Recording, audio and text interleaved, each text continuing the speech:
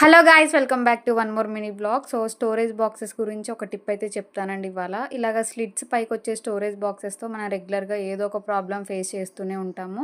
So jewellery organise చేసుకుంటే no problem, కానీ material organise చేసుకున్నప్పుడు చాలా క్లమ్జీ అవుతుంది. సో ఈ స్లిట్స్ మనకి పైకి రాకుండా ఇంకా పర్మనెంట్గా స్టిక్ చేసుకోవడానికి గ్లూ గన్ అయితే యూజ్ చేశానండి. సో మీ దగ్గర గ్లూ గన్ అవైలబుల్ లేకపోతే ఫెవిక్విక్ ఉంటుంది కదా, చిన్న బాటిల్, సో దాన్ని యూజ్ చేసి అయినా స్టిక్ చేసుకోవచ్చు. చాలా బాగా యూజ్ అవుతుంది. సో నిన్న మెటీరియల్ తీసుకుంటుంటే ఒక్క స్లిట్ పైకి వచ్చేసింది, మెటీరియల్ అంతా కూడా కలిసిపోయిందండి. సో ఒక ప్రాబ్లం అయితే సాల్వ్ అయిందని నేను అనుకుంటున్నాను. సో ఎవరైనా ఇంతకుముందు ఈ టిప్ ట్రై చేసి ఉంటే నాకు కమెంట్ చేయండి.